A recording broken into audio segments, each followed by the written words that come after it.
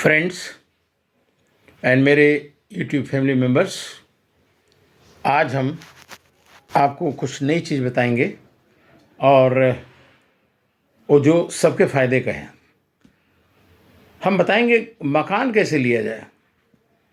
हम बड़े बड़े लोगों का बड़ा बड़ा सैलरी, बड़ा बड़ा आमदनी के हिसाब से उनका रिटर्न भरा जा रहा ले रहे हैं, उनके लिए बात नहीं करने वाला हूँ।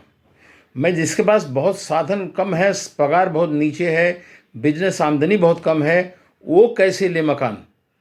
ये 1 BHK के मकान की बात कर रहे हैं, कम से कम एरिया मकान की बात कर रहे हैं। वो करने के लिए आपको सबसे इम्पॉर्टेंट ये है कि सबसे पहले आप अपने दिमाग को ठंडा करके एक नॉर्मल लाइफ जीने का कोशिश करें। आपका आपका पढ़ाई हो गया, नौकरी कोई मिल गई, प्राइवेट हो गवर्नमेंट हो कोई बात नहीं। और जब वो पकड़ के आप किसी सिटी में टाउन में आते हैं तो सबसे इम्पॉर्टेंट है कि जो भी आपका सैलरी है वो सैलरी के हिसाब से आप इनकम टैक्स रिटर्न हर साल ज़रूर भरें। ये बेसिक चीज़ है कि पहले इनकम टैक्स रिटर्न भरें, उसके बाद में आप जो है कुछ दिन 2-4-5 साल साथ साथ आप नौकरी कर रहे हैं, घर का देखभाल कर रहे हैं, प्लस आप एक कमाई कर रहे हैं और रिटर्न भर रहे हैं। अब आप टाइम आ गया आपका लोन लेने का। मान लीजिए एक लोन आपको 50 लाख चाहिए। 50 लाख के लिए आपका जो है वो सिविल चेक किया जाएगा। कोई बैंक होगा, कोई फाइनेंशियल इंस्टीट्यूट होगा, सिविल चेक करेगा और सिविल चेक करने के बाद में अगर आपका ठीक रहा तो आपका लोन प्रोसेस करेंगे।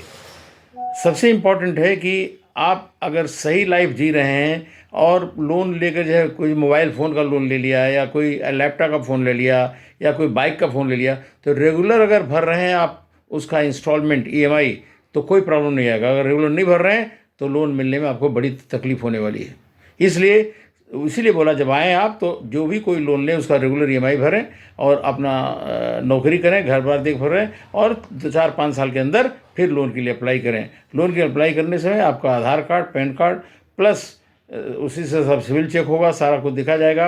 आपका 2-3 साल का रिटर्न देखा जाएगा। उसके हिसाब से, कमाई के हिसाब से आपका लोन सेंक्शन होगा और लोन सेंक्शन हो गया तो आपको मकान लेने से कोई रोक नहीं सकता। आप मकान मालिक हो जाएंगे और हम बोलेंगे ये किराया देकर मकान रहने से बेटर है कि आप मकान ले लें और EMI दें, किराया मत दें किसी को, EMI दें अपने खुद के मकान के लिए।